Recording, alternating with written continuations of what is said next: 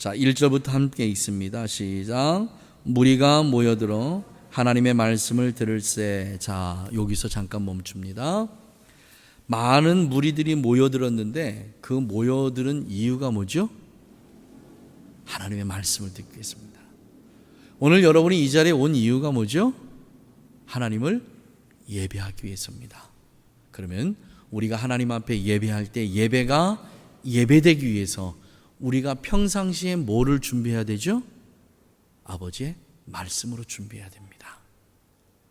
우리가 일주일 동안 살아가면서 성경을 열고 이 안에서 아버지께서 나에게 무슨 말씀을 하시는지, 그리고 또 기도하면서 하나님께서 나에게 무슨 말씀을 하실지 하는 우리의 모든 삶 하나하나가 나중에 우리가 함께 모여서 하나님을 예배하는 이 자리에서 꽃을 피우고 열매를 맺게 됩니다. 그러니까 우리의 삶과 전혀 무관하게 하나님 앞에 예배를 드리러 온다면 이 예배는 형식적이고 종교적인 예배가 될 뿐입니다. 우리가 한 주 동안 우리의 삶이 어떤 삶이었느냐가 오늘 이 시간 우리가 나와 앉아 있을 때 주의 성령께서 우리의 마음을 감동시키시고 하나님은 하늘의 문을 여시고 그리스도 예수는 우리에게 길 되시고 진리 되시고 생명 되셔서 우리를 아버지 앞으로 이끌어 오시는 역할을 세 분 하나님께서 동시에 같이 해 주십니다. 자, 한 주 동안 우리의 삶이 왜 중요하냐면 이것 때문에 중요합니다. 성령께서 우리의 마음을 감동하시는데도 불구하고 성령께서 무슨 일을 하고 계신지 우리의 마음에 전혀 느낌이 없다면, 그러면 오늘 이 시간에 하나님께서 우리에게 베풀어 주실 그 은혜에 대한 사모함이 아무 의미가 없습니다. 하나님께서 하늘의 문을 활짝 여시고 우리에게 하늘의 비밀들을, 하늘의 보화들을 쏟아 부어 주시기를 원하시는데도 불구하고 우리의 한 주 동안의 삶이 하나님과 교제가 막혀 있는 삶이었다면, 아무리 하나님께서 하늘의 문을 여시고 귀하고 소중한 것들로 우리에게 부어주시지만 우리는 그것이 무엇인지 전혀 깨닫지 못한다 그 말입니다. 우리 주님께서 길 되시고 진리 되시고 생명 되셔서 나로 말미암지 않고는 아버지께로 올 자가 아무도 없다 하시고 우리를 아버지께로 인도하실 길이 되어주시는 우리 주님께서 우리의 예배 가운데 오셔서 우리를 아버지 앞으로, 우리를 지성소 앞으로, 보좌 앞으로 인도해 주시는데 우리의 한 주의 삶이, 우리의 영안이 닫혀지고 우리가 하나님과 영적 교제가 전혀 이루어지지 않았다면 어느 곳이 길인지, 무엇이 진리인지, 어떤 것이 참 생명인지 우리는 전혀 알지 못합니다. 사랑하시는 우리 가족 여러분, 오늘 이 예배가 왜 중요하냐면 한 주의 내 삶의 결정체로 하나님 앞에 올려드리기 때문에 정말 중요합니다. 우리는 형식적이고 종교적인 사람이 되지 말아야 합니다. 형식적이고 종교적인 사람이 된다면 마지막 때 주님께서 이 땅에 재림하실 그때에 세상에서 우리가 제일 불쌍한 사람들입니다. 하고 싶은 것도 다 못하죠. 누리고 싶은 것도 다 못 누렸지요. 이왕에 지옥 갈 건 누리고 싶은 건 누리고 해보고 싶은 건 다 하고 지옥 가면 그나마 좀 덜 억울할 텐데, 사랑하시는 우리 가족 여러분, 우리는 지옥이 있고 천국이 있는 걸 믿는 신앙인들입니다. 그렇다면 우리가 한 주간 동안 살아가는 그 삶은 어떤 삶을 살아야 되냐면 천국 백성의 삶을 살아야 될 줄 믿습니다. 오늘 이 시간 예배하는 우리 온 가족들은 천국 백성의 삶을 살다 오셨기에 예배가 예배되는 그런 은혜가 우리 가운데 있을 줄 믿습니다. 자, 1절 다시 봅니다. 무리가 모여들어 하나님의 말씀을 들을새. 마지막 세대가 되면 수많은 사람들이 교회로 몰려들기 시작할 겁니다. 무엇 때문에 몰려들까요? 왜 몰려들까요? 우리는 그 부흥 세대들에게 무엇을 가르쳐야 되냐면 이곳은 하나님을 예배하는 곳이라는 것을 가르쳐야 되고, 이곳은 하나님의 말씀이 선포되고 선포된 말씀을 듣는 사람들은 아멘으로 화답하는 곳이 바로 이 교회라는 것을 여러분은 가르쳐 줘야 됩니다. 이것이 무너지면 교회는 의미가 없습니다. 이것이 무너지지 않도록 여러분은 교회에 오는 분들에게 이것을 또 얘기하고 또 얘기하고 또 얘기해서 교회가 교회되는 그런 은혜를 그들에게 흘려 보내 주어야 합니다. 교회가 교회되고 예배가 예배될 때 이곳에서 새로운 생명의 새 역사가 일어날 줄 믿습니다. 이제 우리가 하나님 앞에서 구하고 추구해야 될 것은 뭔가 잘못된 것을 보수하는 보수 작업이 아니고, 무언가 잘못되어 있다면 이것을 버리고 완전하게 하나님의 말씀 안에서 새 창조를 이루는 그런 은혜를 우리가 하나님에게 구해야 될 줄 믿습니다. 새 창조의 새 역사가 예배를 사모하는 우리들에게, 그리고 하나님의 말씀대로 살았던 우리들에게 그대로 임할 줄 믿습니다. 자, 다시 보죠. 무리가 모여들어 하나님의 말씀을 들을세. 하나님의 말씀을 듣는 자들에게 하나님께서 주시는 큰 은혜의 복이 있는데, 그게 뭐냐면 부르심의 은혜입니다. 부르심의 은혜. 우리는 어쨌든지 간에 하나님으로부터, 하늘로부터 내려오는 말씀을 듣잖아요. 하나님으로부터 내려오는, 하늘로부터 내려오는 이 말씀을 들을 때, 이 말씀을 듣고 내가 아멘하고 내 마음속으로 그래, 나도 그렇게 살아야 되겠다, 그렇게 결단하는 그 순간부터 하나님에게, 우리에게 은혜가 임하는데, 그 은혜가 무슨 은혜라고요? 부르심의 은혜입니다. 부르심의 은혜. 이 부르심의 은혜가 여러분에게 충만하게 임하시기를 주님의 이름으로 축복합니다. 자, 모여들어 하나님의 말씀을 들을세. 예수는 게네사랏 호숫가에 서서 호숫가에 배 두 척이 있는 것을 보시니 어부들은 배에서 나와서 그물을 씻는지라. 참 너무나 중요한 말씀인 것 같아요. 하필이면 왜 그때 그 시간에 배 두 척이 그 자리에 있었고, 그리고 어부들은 다른 일을 할 수 있잖아요. 그런데 왜 꼭 그때 그 시간에 그곳에서 그물을 씻고 그물을 깁고 하는 일을 하고 있었을까? 너무 신기하지 않아요? 세상에 일어나는 일들은요, 여러분, 우연한 일은 단 한 건도 없습니다. 오늘 저와 여러분과 만나는 이 시간도요, 우연한 일이 아닌 줄 믿습니다. 여러분, 이 시간에 다른 곳에 가 있을 수도 있잖아요. 굳이 이곳에 있을 이유가 없을 수도 있잖아요. 시드니에 교회가 얼마나 많습니까? 한 450개 정도 교회가 된다고 그래요. 얼마나 많아요. 그 450개 정도 교회 되는 그 교회 속에 지금 여러분이 이곳에 앉아 있고 이곳에서 하나님의 말씀을 듣는다는 게 이게 우연이겠냐, 그 말입니다. 여러분, 이건 우연이 아닙니다. 이거는 절대적인 하나님의 부르심이며 또한 하나님의 은혜인 줄 믿습니다. 여기에 대한 감사와 감격을 갖는다면 이 예배가 여러분에게 더 큰 은혜가 되어줄 줄 믿습니다. 자, 3절 보니까 이렇게 되어 있습니다. 예수께서 한 배에 오르시니 그 배는 시몬의 배였다. 자, 그러면 예수님께서 그 배가 시몬의 배인 것을 모르고 오르셨을까? 알고 올라가셨을까? 여러분 어떻게 생각하세요? 예수님은 전지전능하신 분입니다. 이 배가 시몬의 배인 걸 알고 그 배로 올라가셨습니다. 예수님은 여러분의 형편을요 모르시는 분이 아닙니다. 우리의 형편을 너무 잘 아세요. 그럼에도 불구하고 여러분이 하나님 앞에 기도하고 간구해도 그 상황이 나아지지 않는다는 것은 누구의 뜻? 하나님의 뜻입니다. 그럼 하나님의 뜻이 그곳에 있다라고 우리가 믿으면 우리는 어떻게 해야 되죠? 감사하고 기뻐해야 합니다. 아멘 하십니까? 네, 감사하고 기뻐해야 됩니다. 지금 시몬의 배에 올랐는데 시몬의 형편이 지금 어떤 형편이냐면 밤새 밤새도록 가서 갈릴리 호숫가에서 이쪽에다 그물을 내리고 저쪽에다 그물을 내려보고 아마 갈릴리 호수 모든 부분에 아마 다 그물을 내려봤을 거예요. 그런데 고기를 단 한 마리도 잡지 못했습니다. 이 말로 다른 말로 바꾸면요, 실패한 인생입니다. 실패했어요.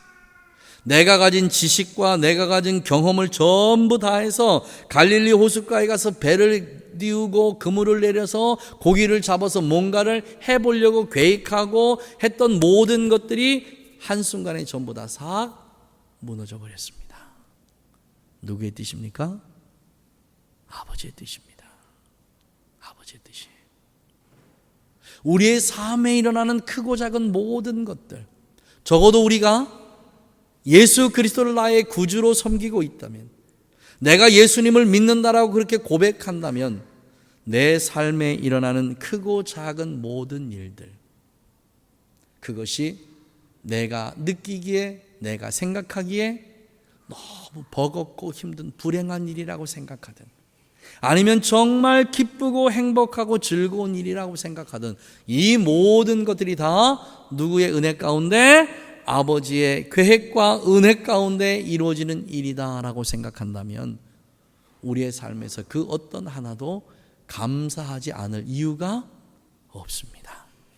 왜냐하면 궁극적으로 아버지는 이 일을 통해서 우리에게 뭔가 좋은 것을 주시기 위하신 분이니까 우리가 그 믿음을 가지고 4절 말씀을 읽습니다.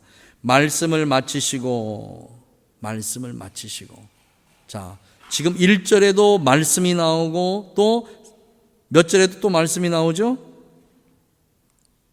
3절에도 마찬가지입니다. 말씀을 가르치시고 4절에 다시 말씀을, 계속해서 이어지는 얘기가 뭐냐면 말씀입니다. 여러분, 성경을 왜 읽어야 되냐면 아버지는 이 미리 주신 아버지의 말씀을 통해서 우리에게 말씀하시는 분이기 때문에 그래요. 우리가 성경을 목숨 걸고 읽어야 될 이유가 뭐냐면 이 성경을 읽을 때 아버지가 나에게 향하신 하늘의 뜻이 무엇인지를 우리가 발견할 수 있기 때문에 그렇습니다. 이 말씀을 통해서 현재 내가 있는 모든 상황 속에서 실망하거나 좌절하거나 그냥 드러눕지 않고 뭔가 새로운 비전을 가지고 일어설 수 있는 힘과 능력을 우리는 어디서 받냐면 아버지의 말씀을 통해서 받습니다. 사람에게 위로받으려고 하지 마십시오. 그냥 단순한 말일 뿐입니다. 사람에게 위로받고 사람에게 뭔가를 기대하지 마십시오. 그도 나와 똑같은 사람일 뿐입니다. 오히려 하나님의 말씀 안에서 여러분 위로받고 하나님의 말씀을 통해서 새로운 비전을 찾는다면 그것은 너무나도 확실한 것입니다. 여러분에게 그런 은혜가 있기를 주님의 이름으로 축복합니다. 말씀을 듣고 그 가르침을 자세하게 듣고 있던 베드로에게 이제 하나님의 은혜가 임하기 시작합니다. 4절, 말씀을 마치시고 시몬에게 이르시되 깊은 데로 가서 그물을 내리고 고기를 잡으라. 지금까지 했는데 아무런 소득이 없어. 아무리 해봤어도, 거기에서 내가 아무리 노력을 해봤어도 내 손에 쥐어지는 게 아무것도 없습니다. 아직은 우리 젊은 친구들은 이 말씀이 잘 이해가 안 될 거예요. 그런데 이제 인생을 60을 살고 70을 살았던 어른들이요, 이렇게 뒤를 돌아보면 그런 말씀들 하십니다. 그때 만약에 그렇게 했었으면 어떻게 했었을까? 그렇게 했으면 참 좋았을 것 같았는데, 이런 말씀들 많이 하십니다. 나이 들어서 힘없고 기운 떨어지고 돌이킬 수 없을 때 이런 말을 하는 것보다는 아직 우리가 돌이킬 수 있고 힘이 있고 뭔가 할 수 있는 기운이 있을 때 여러분 하나님의 말씀을 통해서 하나님의 비전을 보시는 여러분 되기를 주님의 이름으로 축복합니다. 아직은 기회가 있습니다. 아직은. 자, 이때 시몬이 이렇게 대답합니다. 선생이요, 우리들이 밤새도록 수고했습니다. 그런데 얻은 것이 아무것도 없어요. 얻은 것이 아무것도 없습니다. 그런데 베드로가 이렇게 주님 앞에 얘기합니다. 하지만 말씀에 의지하여 내가 그물을 내리겠습니다. 할렐루야. 하나님의 말씀의 능력입니다. 다른 게 능력이 아니고 이게 하나님의 말씀의 능력이라니까요. 말씀이 그렇게 되어 있어서 내가 그 말씀대로 그렇게 합니다 라고 하면 하나님의 기적을 여러분은 볼 수 있습니다. 이게 진리예요. 다른 게 진리가 아니라 이 자체가 진리입니다. 내 생각으로는 그게 아무리 해도 안 될 것 같고 내 생각으로는 이게 되겠나 싶은데도 불구하고 하나님의 말씀이 그렇게 되어 있으면 그래 한번 해봐야 되겠다. 왜? 하나님이 그렇게 말씀하셨으니까 하고 그 일을 우리가 행할 때에 하늘의 천사들이 이 일에 대해서 벌써 뭔가를 시작하기 합니다. 우리가 이거를 믿느냐 그 말이에요. 베드로가 예수님의 말씀에 그래요 예수님 우리가 밤새도록 수고하고 아무 수고를 얻지 못했습니다. 하지만 예수님께서 그렇게 말씀하셨으니까 내가 내 경험과 내 지식과 내 모든 거 다 내려놓고 그 말씀만을 의지해서 다시 그곳에 가서 내가 그물을 내리겠습니다. 그리고 베드로가 그곳으로 다시 갑니다. 그리고 그물을 내렸습니다. 자, 6절 보죠. 있습니다. 시작. 그리한즉 고기를 잡은 것이 심이 많아 그물이 찢어지니라. 비슷한 내용이 어디 한 번 더 있는 거 기억나시죠? 비슷한 내용이 한 번 더 있었죠? 언제 더 있었죠? 요한복음 21장에 보면 이 비슷한 말씀이 또 있습니다. 베드로가 자기보다 나이 어린 예수님의 제자들과 함께 어디로 가죠? 자, 우리 갈릴리로 다시 가자. 그리고 갈릴리로 다 데리고 갑니다.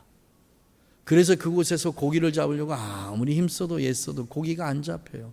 그때 예수님이 말씀하십니다. 내 우편에 그물을 내려라.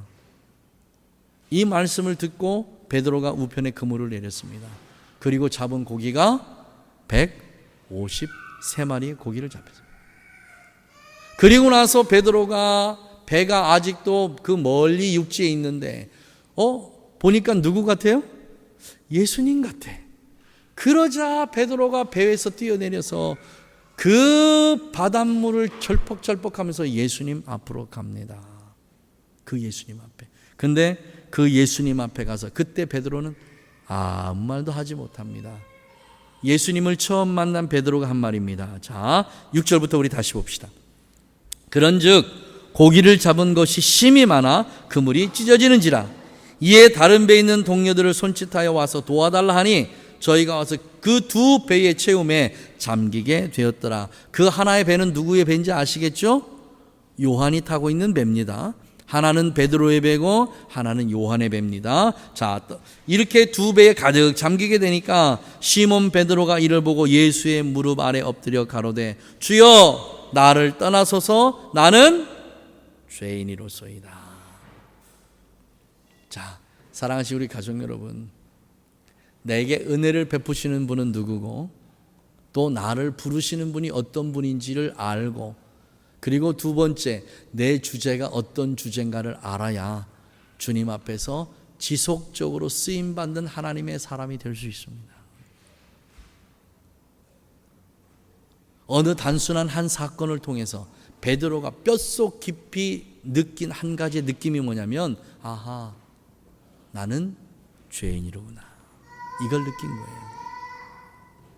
우리가 평생도록 살아가면서 여러분 절대 잊지 말아야 될 게 뭐 한 가지 있는데 그게 뭐냐면 우리 주님 앞에서 나는 죄인이라는 겁니다. 우리 주님 앞에서 내 의의가 하나도 없다는 겁니다. 내가 내 주님 앞에 섰을 때 나의 모든 죄성이 다 드러나진다는 겁니다. 베드로는 단순한 이 한 사건을 통해서 평생 동안 잊지 않고 살아갈 하나의 자기 마음에 새겨진 깊이 새겨진 무언가 하나를 붙잡았는데 그 붙잡은 게 뭐냐면 나는 죄인이라는 겁니다. 사랑하시는 우리 가족 여러분, 나를 목사로 부르신 분이 누구냐면 만왕의 왕이신 예수님이십니다. 지금 여러분을 불러서 이 자리에 앉혀서 여러분을 예배하게 하신 분이 누구냐면 만왕의 왕이신 예수님이십니다. 그 예수님의 부름을 받은 나는 누구죠? 나는 죄인입니다. 나는 죄인입니다. 우리가 평생 동안 신앙생활하면서 이 한 가지를 절대 잊어버리면 안 됩니다. 이 하나를 잃어버리면 우리 모두는 율법의 선생이 되고 재판장이 됩니다. 내 눈에 있는 들보는 보지 못하고 내 이웃의 눈에 있는 티는 보는 이런 어리석은 일을 행하는 일이 바로 우리에게 생겨납니다. 사랑하신 우리 가족 여러분, 우리는 죄인입니다. 우리는 죄인입니다. 예수 그리스도의 보혈이 아니면 우리 죄를 씻을 수 없는, 우리는 영원한 죄인일 수밖에 없는, 우리는 하나님 앞에서 죄인입니다. 이때 주님께서 이 고백을 듣고 이렇게 말씀하십니다. 주여 나를 떠나소서, 나는 죄인이로소이다. 나는 죄인이로소이다. 그때 10절에 주님 이렇게 말씀하십니다. 시몬의 동업자인 세베대의 아들 야고보와 요한도 놀랐습니다. 예수께서 시몬에게 일러 가라사대 무서워 말라. 이제 후로는 내가 사람 낚는 어부가 되리라 하시니라. 자, 우리 주님께서 죄인인 우리를 부르셨는데 우리를 뭐가 되라고 부르셨냐면 사람 낚는 어부가 되라고 부르셨습니다. 그런 부르심을 받은 우리가 절대 잊지 말아야 될 첫 번째 이유가 있습니다. 자, 요한복음 1장으로 넘어갑니다. 요한복음 1장 15절 말씀 봅니다. 요한복음 1장 15절 말씀 우리 함께 읽겠습니다. 요한복음 1장 15절 같이 읽습니다. 시작. 요한이 그에 대하여 증거하여 외쳐 가로되. 주님으로부터 부르심을 받은 우리가 절대 잊지 말아야 될 건 첫 번째, 그의 부르심은 나를 무엇 때문에 부르셨냐면 외치는 자로 부르셨다는 걸 여러분 절대 잊어서는 안 됩니다. 외치는 자의 소리가 멈추는 순간 하나님께서 우리를 부르신 그 부르심은 소멸되어 버리고 맙니다. 외치는 자의 외치는 소리가 끊어지고 나면 이 세상에 수없이 많은 사람들이, 구원받을 그 사람들이 우리의 입술을 통해서 하나님의 복음을 듣지 못하기 때문에 결국 그들이 지옥으로 갈 수밖에 없습니다. 외치는 자의 소리가 끊어지고 나면 깨어서 그 주님의 재림을 예비하고 대비해야 되는데 외치는 자의 소리를 듣지 못한 사람들은 깨어 주님의 그 때를 예비하고 대비하지 못하기에 결국 그들이 갈 길은 지옥길밖에 없습니다. 주님 이렇게 말씀하십니다. 내가 외치지 아니하면, 내가 주의 복음을 외치지 아니하면 내가 너를 부른 모든 부름이 무슨 의미가 있겠느냐? 내가 너를 위해서 십자가에 죽은 그 죽음의 의미가 무엇이 있겠느냐? 우리 주님 그렇게 말씀하시고, 사랑하시 우리 가족 여러분, 부름받은 자의 첫 번째 소명은 때가 있으나 때가 없으나 그리스도 예수의 복음을 증거하는 것이 바로 우리의 소명인 줄 믿습니다. 그가 그 복음을 받아들이든지 받아들이지 않든지 이거는 내가 상관할 바가 아니고 우리에게 부르신 하나님의 부르심의 첫 번째는 꼭 잊지 마십시오. 우리는 외치는 자의 소리라는 것, 우리는 기회 있을 때나 기회가 주어지지 않을 때나 어떤 자리에서도 우리는 끊임없이 주의 복음을 외치는 자의 소리라는 걸 잊지 마시기를 주님의 이름으로 축원합니다. 두 번째입니다. 3장으로 넘어가겠습니다. 3장 29절 30절. 3장 29절 30절입니다. 자, 두 구절 우리 함께 읽습니다. 시작. 신부를 취하는 자는 신랑이 나서서 신랑의 음성을 듣는 친구가 크게 기뻐하나니 나는 이러한 기쁨이 충만하도다. 그는 흥하여야 하겠고 나는 쇠하여야 하리라. 부름심을 받은 은혜의 사람이 기억해야 될 두 번째입니다. 우리는 신랑 대신 예수께 다른 사람을 소개해야 하는 중매장의 역할이 맡겨진 게 바로 입니다. 우리는 중매장일 뿐입니다. 잊지 마십시오. 교회에 수없이 많은 다툼이 생기고 분쟁이 생기는 이유가 뭐냐면 내가 누군가를 전도해 왔다고, 저 사람은 나 때문에 교회에 온 사람이야. 저 사람은 이렇게 해서 교회에 온 사람이야. 그 사람을 내 사람으로 만들기 때문에 교회에 끝없이 문제가 생겨납니다. 사랑하시는 우리 가족 여러분, 우리는 누군가를 전도하는 그 일을 우리에게 맡겨주셨습니다. 그 사람이 이 교회에 왔다면 그 다음엔 그 사람과 누가 예수님과 만나서 친밀한 교제를 이룰 수 있도록 그렇게 예수님을 연결해 주는 역할을 하는 게 우리의 의무입니다. 그가 예수님을 더 알도록, 그가 예수님과 더 친밀하도록, 그가 신랑 되신 예수를 더 가까이 만나서 예수님과 더 사이좋게 지내도록 그렇게 하는 의미가 바로 납니다. 잊지 마십시오. 그 다음에 세 번째 부름의 의미가 뭐냐면 그는 흥하여 하고 나는 쇠하여 하리랍니다. 내 안에 계신 예수는 점점 살아나고 나는 점점 죽어지고 사라지고 없어져야 하는 게 바로 나의 모습입니다. 나의 모습이요. 우리 그리스도 예수를 믿는 하나님의 사람들이 왜 세상으로부터 손가락질을 받고 왜 세상에서 빛과 소금의 역할을 못하냐면요, 내가 죽지 않기 때문에 그래요. 내가 죽어야 되는데 내가 죽지 못해요. 내가 죽어야 되는데 내가 죽을 때 예수가 삽니다. 나의 모습이 사라질 때 예수의 모습이 드러납니다. 우리 그리스도인들이 평생 동안 애쓰고 힘쓰고 노력해야 될 일이 뭐냐면요, 나를 통해서 예수 그리스도의 인격과 인품과 성품이 살아나는 겁니다. 예수님은 죽으시고 부활하셔서 하나님의 보좌 우편에 앉아 계시기 때문에 그 누구도 예수님을 다시 볼 수 없습니다. 그러나 다시 볼 수 없는 그 예수님을 누군가에게 내가 보여주어야 되는데 그 보여주는 그 역할을 누가 하느냐? 나를 통해서 그들이 예수님을 보게 해 주어야 합니다. 이것이 주님으로부터 부름받은 자들이 해야 될 일입니다. 나를 통해서 예수님의 모습이 보여지는가? 나를 통해서 다른 사람이 예수님의 모습을 보고 있는가?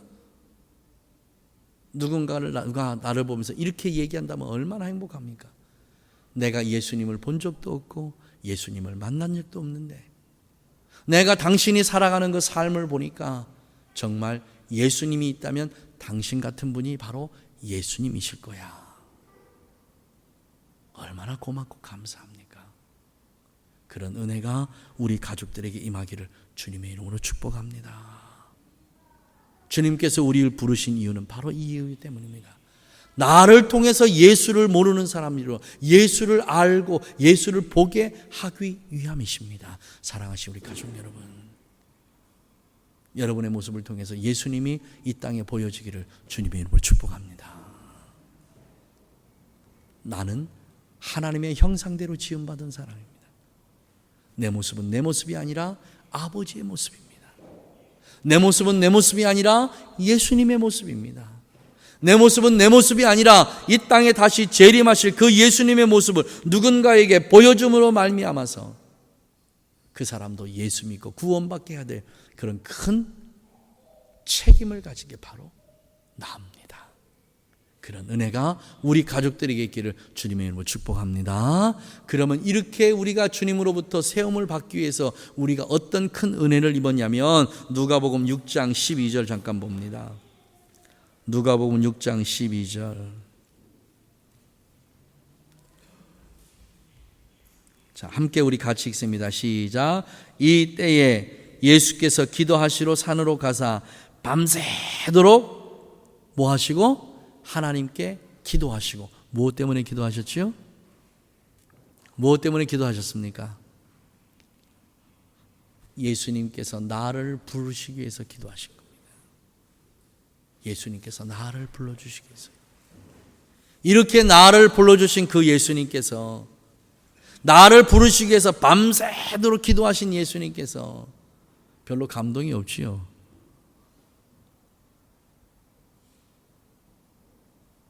정말 나를 사랑하는 사람이 나와 결혼하고 싶어서, 나에게 프로포즈를 하고 싶어서 밤새도록 내 집 문 앞에 기다리면서 내가 아침에 나오기를 그렇게 학수고대했다면 좀 감동이 됩니까? 아마 아무리 못생긴 남자라도, 내 마음에 별로 안 드는 남자라도 그 남자가 내 집 앞에서 밤새도록 밤새도록 나한테 그렇게 프로포즈하기 위해서 기다렸다 그러면 마음이 조금 좀 움직일 가능성이 좀 있을 거예요. 근데 이분이 누구시냐면 창조주시라고요. 창조주 하나님. 이분은 만왕의 왕이시라고요. 그 왕께서 피조물인 나 한 사람을 선택하기 위해서, 좀 말을 고칠까요? 나에게 아침이 되면 저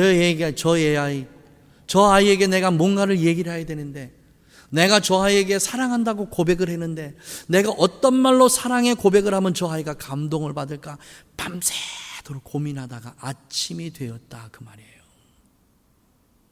누가? 만왕의 왕께서 나에게 사랑을 고백하시기 위해서 밤새도록 어떤 말로 내가 사랑을 고백할까 고민하다가 밤을 새시고 아침이 되었는데, 그 아침에 나를 보시고 이렇게 말씀하시는 겁니다. 밤새도록 내가 당신을 사랑한다고 고백하기 위해서 어떤 말을 내가 할까 고심하다 보니까 이렇게 밤을 샜습니다. 그런데 이 한마디면 될 게 합니다. 이 한마디면 될 것 같아요. 나는 당신을 사랑합니다. 나와 결혼해 주세요. 지금 이 말씀입니다. 이 말씀이요. 감동이 별로 없으니까 아멘도 잊어버리잖아요. 그죠? 왕 대신 그분이 나에게 결혼해 달라고 하는데, 여러분 한번 생각해 보십시오.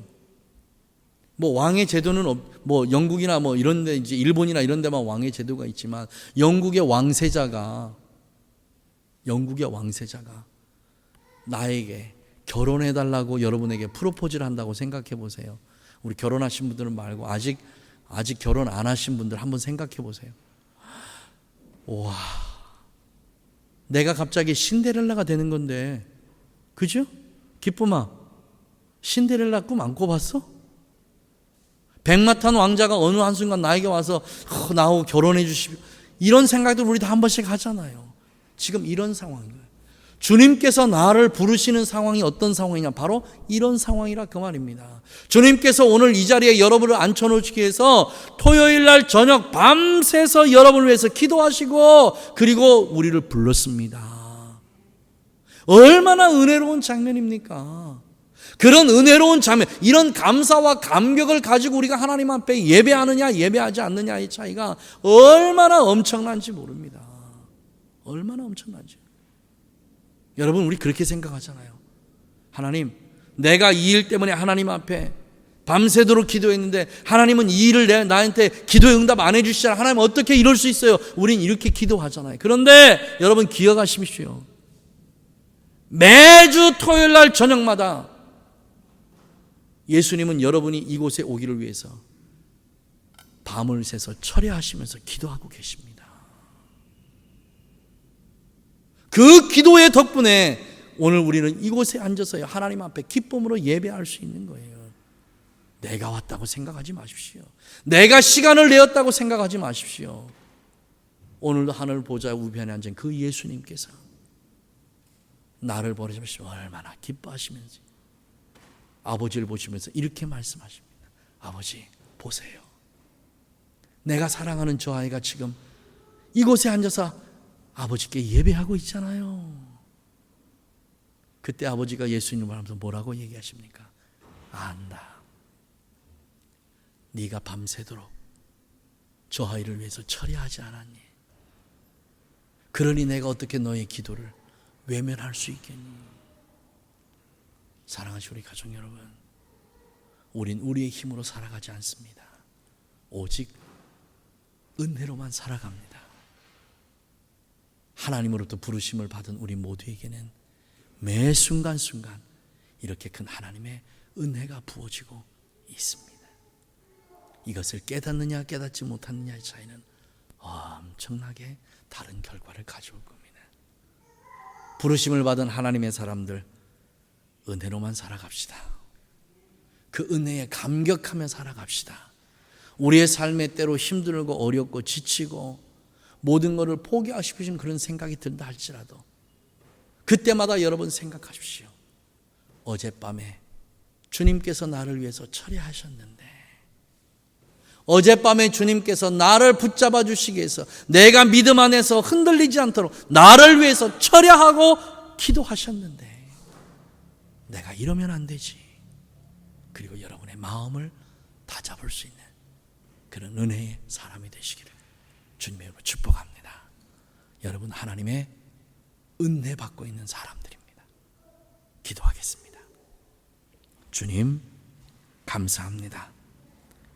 하나님께서 우리를 불러주시고 우리를 선택하신 것은 하나님의 한없는 은혜를 우리에게 부어 주시기 위함인 줄 믿습니다. 우리가 그 하나님의 은혜를 깨닫지 못한다면 주님, 얼마나 불쌍한 인생이겠습니까? 우리가 그 하나님의 은혜를 깨닫지 못한다면 우리의 입술에는 원망과 시비와 불평뿐인 줄 압니다. 그 은혜를 깨닫게 하셔서 그 은혜 가운데 살게 하셔서 하나님의 은혜가 우리를 새롭게 세우는 그런 은총이 임하게 하여 주옵소서. 부르심의 그 은혜를 깨닫는 하나님의 복된 자녀들 되게 하실 것을 믿사옵고 예수님의 이름으로 축복하고 기도하옵나이다. 아멘.